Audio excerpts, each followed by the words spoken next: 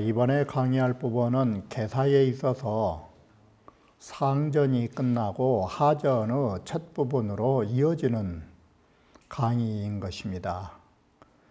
개사라는 것은 상하의 구분이 없겠지만 여기에서 주자가 말했듯이 개사상과 개사하는 다른 속성을 가지고 있는 이런 특성을 가지고 있는 것입니다. 개사상은 정리되어 있다라고 한다면 개사하에서는 약간의 혼란과 확인하기 힘든 부분들이 없지 않아 있는 것이 개사하전의 특징인 것입니다. 주자는 이러한 측면을 주역의 상경과 하경에도 견주어 말하고 있는 것입니다. 같은 64개라 할지라도 주역 상경에서는 조리와 질서가 명확한 데 반하여 하경으로 넘어서면 함께와 함께로부터 기재 미재께에 이르는 데까지는 상경만큼 조리와 맥락이 확연하지 않다라는 것을 개사상하전에 견주어 말하고 있는 것입니다. 이러한 문제점이 없지는 않지만 우리는 이러한 가운데에서도 주역의 총체적인 것이 무엇인가를 살펴보지 않으면 안 되는 것입니다. 이러한 면에서 한편으로는 우리는 마음을 접고 한편으로는 또다시 할 수 있는 데까지 우리는 이해를 총동원해야 하는 것입니다. 그러면 개사하의 제1장의 전모를 보면서 말씀드리기로 하겠습니다. 개사하전에 있어서 주자는 이런 말씀을 쓰고 있는 것입니다. 소주에 보면 주자왈 64개난 치시 상경 설득 재정이요 64개라고 하는 것은 아시는 바와 같이 주역 상경과 하경을 말하는 것입니다. 상경에서는 이 건곤괴로부터 바로 이괴와 감괴에 이르는 이 상경에서는 설득이 재정이라는 말은 상경에서 말한 부분은 정제되어 있다라는 것입니다. 정제되어 있다라는 말을 재정이라고 말한 것입니다. 이처럼 정제되어 있다라는 말에는 질서와 맥락이 분명하다라고 말한 것입니다. 그런데 하경은 이 함께와 함께로부터 기재 미재께에 이르는 바로 이 괴들이 뭐라고 주자가 말씀하셨냐면 변난 동동지연을 곧 혼란스러워서 좀 뒤죽박죽이 되어 있는데 라고 해서 난 동동지라고 말해버린 것입니다. 이처럼 뭔가 석연치 않은 질서를 가지고 있다라고 주역 상경과 하경을 평가한 것입니다. 그런데 그랬듯이 개사도 역시나 라고 해서 개사도 또 야자, 개사 역시도 또한 어째서 그러한지 이러한 맥락을 가지고 있다. 개사 상전은 정돈되어 있는데 개사 하전은 왠지 산란하다라고 본 것입니다. 그래서 지시 상계는 호간이요 단 개사 사항은 상계라는 말은 개사 사항은 보기가 좋는데 하계는 변몰리해니라 개사 하 부분은 곧 참 이해할 수가 없느니라. 이처럼 개사 하전에 내려오면서는 문제점이 없지 않음을 말해주고 있는 것이 사실인 것입니다. 개사하 제1장은 이 장에서는 괴효 기륭이 바로 이 괴효의 기륭이라 하는 것들이 괴효 기륭의 기준이 어디인가 하면 괴효 기륭이라는 것은 천지의 조화와 선인의 공업에 기준하고 있다라는 것을 여기에서 말하게 되는 것입니다. 제1절에서는 팔괘 성열 상제 기중이요 인의중지 효 제기중이라 했을 때 효를 상대로 상자가 쓰이면 항상 괴자의 뜻을 갖게 되는 것입니다. 이처럼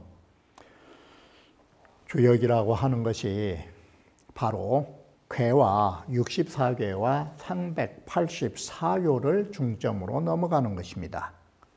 이래서 팔괘 성열은 바로 작은 횡도로서 팔괘를 말한 거라면 이걸 인하여 중복하면 대횡도라 하는 것은 64괴를 말해주는 것입니다. 이처럼 주역에 8괴와 64괴로 중복되어 있는 체제를 밝혀주고 이어서 바로 64괴 속에는 뭐가 있는가? 강유가 상추하면서 변이 그 가운데 있고 개사원에서 명하면 동한 것이 그 가운데 있다라고 해서 괴효라 하는 것은 이처럼 많은 64개 384요라는 막대한 숫자가 있지만 그것은 하나의 강유로 모두 귀결지어지는 것입니다. 그리고 이 괴효를 우리가 사용한다라는 것은 또한 괴사효사상에서 말하는 데 있다라는 것입니다.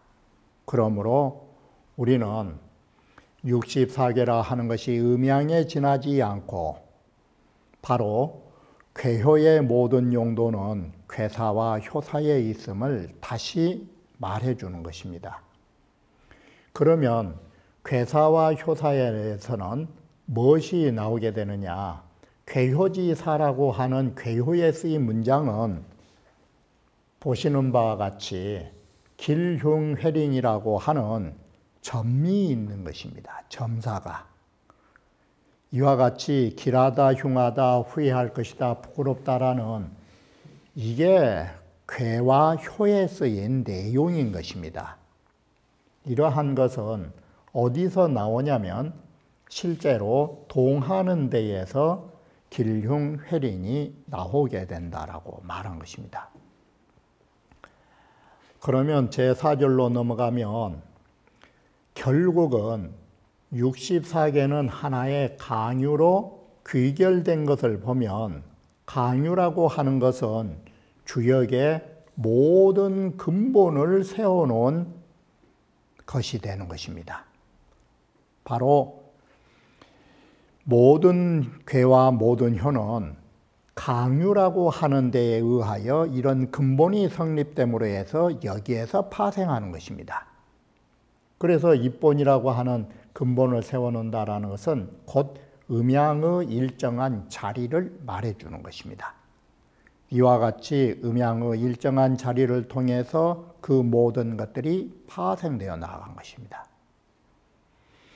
그리고 변통이라 하는 것은 때를 따른다라는 취시는 즉 호환종시라 이 말은 서로 바뀌어 가면서 때를 따른다라는 말은 종시는 다른 말이 아니라 바로 이 수시의 개념인 것입니다. 이와 같이 모든 일을 변통해 나가는 것은 어떤 고정체가 중요한 것이 아니라 때에 따라서 달라진다라는 상황을 봐야 된다라는 것입니다. 한 예를 들면 소강절이의 제자들이 어느 집을 갔을 때 오늘 밥이 무엇인가를 점을 쳤더니 뱀이 나오니까 모든 제자들이 하는 말이 이번에 우리가 국수를 먹겠다고. 그러자 선생이 뭐라 하시는 거는 뱀이라고 하는 것이 날씨가 좋을 적에는 그와 같이 국수처럼 늘어져 있지만 비가 올 적에는 어떻게 될 것인가. 뱀이 꽈리를 들고 있기 때문에 국수가 꽈리를 들면 뭐가 되겠어요? 수제비가 되는 거예요. 바로 이것이 시간과 상황에 따라서 달라지는 거예요. 이게 변통이에요. 이게. 날씨가 좋을 때와 흐릴 때에 따라서 상황 변화가 일어났다라는 일종의 주역을 보는 방법이 이와 같이 우스갯소리이겠지만 이게 시간에 따라서 모든 상황은 변화한다라는 것을 아셔야 한다라는 것입니다. 제5절은 기륭이라고 하는 것은 정자는 바로 정자인데 바로 항상 서로 이기고 있다라는 것은 기륭 두 가지는 상승불이라고 하는 것은 뭔 말이냐면 우리는 이 세상을 살면서 항상 말씀드렸듯이 언제나 좋은 시절도 없는 것이고 언제나 나쁜 시절도 없는 것입니다. 그러나 이렇게 해서 항상 이 두 가지는 서로 이겨가면서 순환을 하는 것입니다. 순환을 하는데 그러나 우리는 이것은 있는 것입니다. 좋을 때는 나쁜 일이 없다라는 거. 그래서 좋은 때는 흉한 일이 없기 때문에 좋다라는 것은 곧 뭘 의미합니까? 좋다라고 할 때에 흉함이 없다라는 말은 곧 흉한 일을 이겨냈다가 되는 것입니다. 이게. 그런데 반대로 사람이 살아가다가 좋지 않은 이 흉실을 만날 때는 좋은 일이 없는 것입니다. 그러면 이것은 뭐가 되느냐? 흉한 일이 뭘 이긴 것입니까? 곧 이것은 좋은 일을 이겨버린 것인 것입니다. 이렇게 서로가 일종의 상탈의 개념을 갖게 되는 것입니다. 서로가 그것을 빼앗는 것입니다. 그러면서 그 지위를 찾아가는 것입니다. 이 말을 바꾸면 뭔 말이 되느냐? 대낮에는 밤에 어둠이 없다라는 것은 곧 뭐냐? 어둠을 극복했다라는 말이 되는 것이다. 말을 바꾸면 밤에는 밝음이 없다라는 것은 어둠이 밝음을 이겼다라는 것을 말해 주는 것이다. 이게 정승의 개념이에요. 이처럼 우리는 기륭이라고 하는 것이 바로 항상 서로 이겨가면서 이러한 것들이 순환하고 있음을 말해 주는 거라고 하는 것입니다. 제6절에 오게 되면 앞에서는 정승을 말했는데 여기에서는 이제는 정관이니 정부일이니라고 하는 나머지 부분까지 확산하면서 동변이 무궁하지만 동하고 변한 것은 정말로 끝이 없이 변하고 또 변하지만 결국 변하고 또 변하고 또 변해도 그것은 어디로 귀결되느냐? 하나의 이치로 결국은 돌아올 수밖에 없는 것입니다. 이러한 것은 바로 동함이 다하다 보면 동이 동극이면 반드시 이것은 다시 고요함을 생각해서 귀의하는 논리와 같은 것입니다. 이렇게 해서 모든 것들은 끊임없이 움직이면서도 역시 하나의 진리라고 하는 이 축의 굴레를 벗어나지 못하는 것입니다. 제7절은 다시 주역 상전에서 말했던 건곤의 도라 하는 것은 이간지도라고 하는 부분을 다시 설명하게 되는 것이 제7절인 것입니다. 이래서 정일지리는 이 바르게 하나가 되는 이치는 언제나 천지의 이간에 건곤의 이간의 덕에 근본하고 있음을 밝히고 있다라고 합니다. 그리고 제8절에서는 다시 효와 괴를 말하고 있는데, 효라고 하는 것은 뭐냐? 이것이라는 이 자자가 이간을 말하게 되는 것입니다.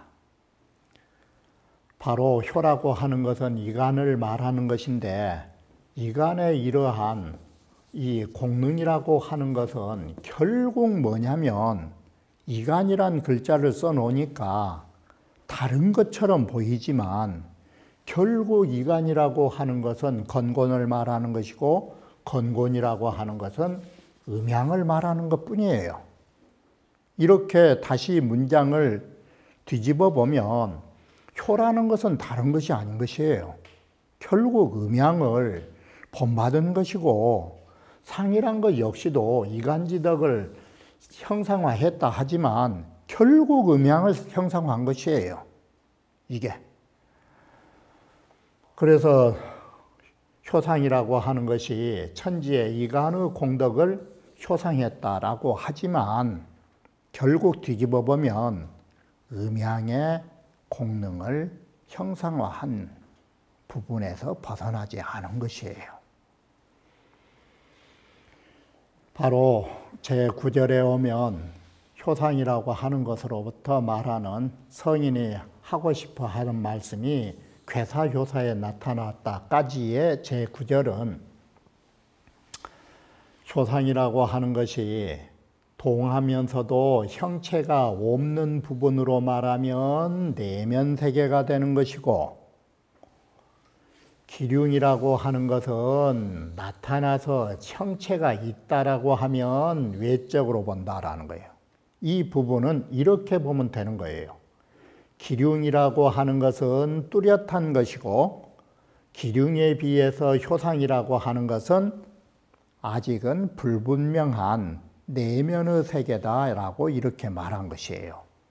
이 말을 다시 뒤집어 말하면 내면에서의 효상의 그 이치가 바깥으로 뚜렷이 나타나면 기륭이라고 말한다라는 논조가 성립되는 것입니다.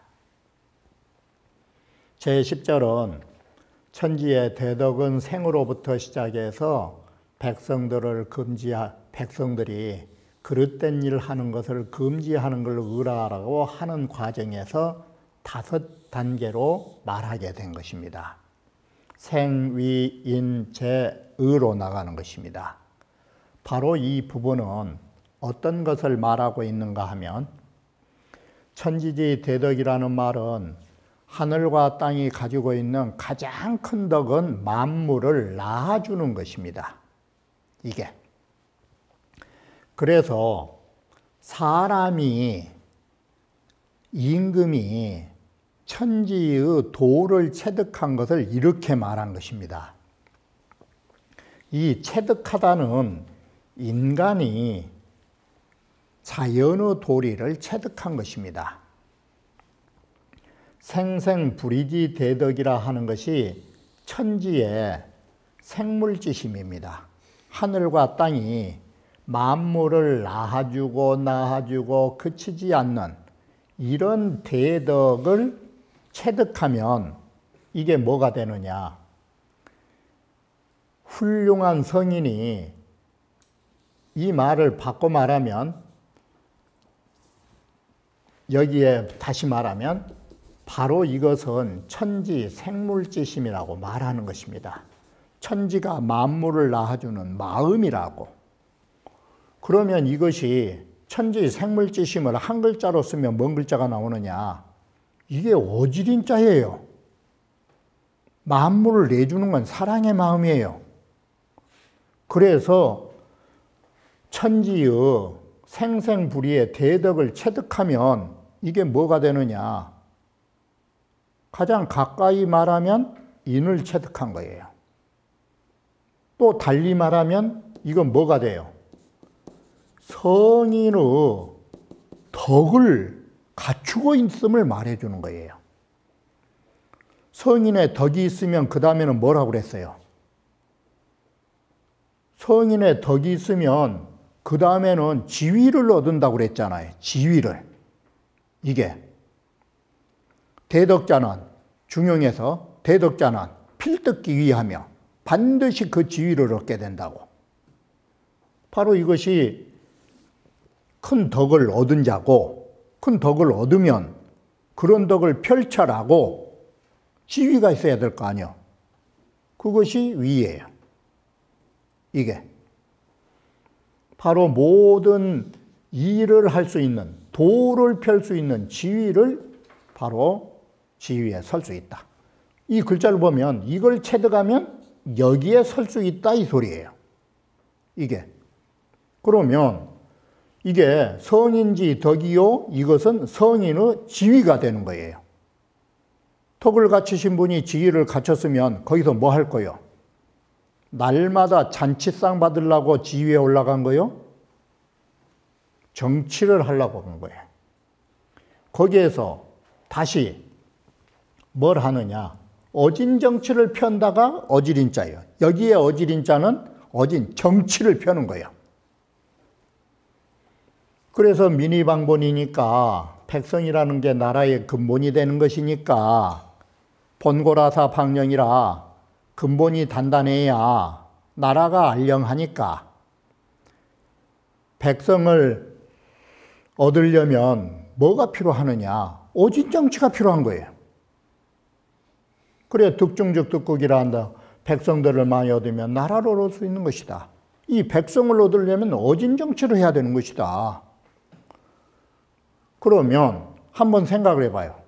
어진 정치는 어떤 것이요?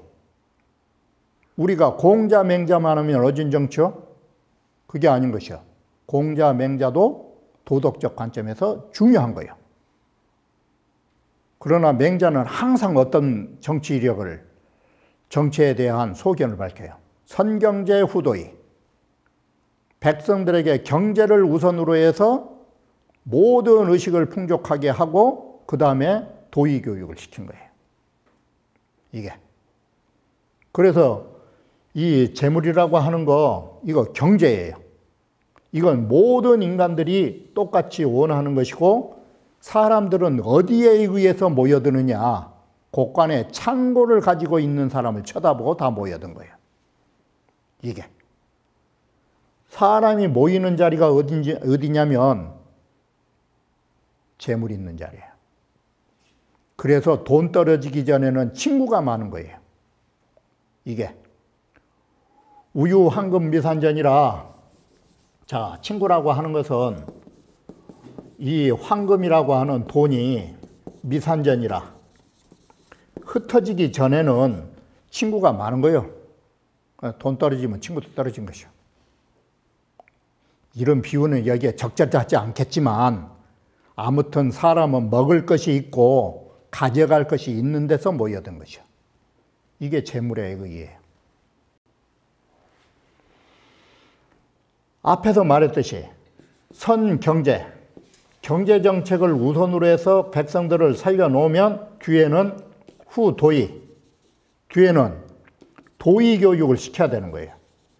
그래서 포식난이 배불리 먹고 옷이 따뜻한데도 가르치지 않으면 금수에 가까운 거라고.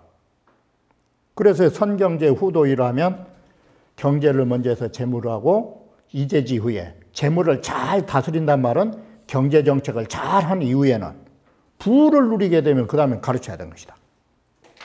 이게 생생지덕을 갖추고 지위를 얻고 지위를 얻어서 인정을 베풀 때 인정은 어떻게 하느냐? 선경제 후도의, 재물이라고 하는 경제를 우선시하고 그 다음에 도의교육을 뒤에 시키는 것이다. 바로 주역에는 이러한 바로 성인의 모든 위협을 이룰 수 있는 이런 도리가 주역에 담겨져 있다. 이렇게 된 것이에요.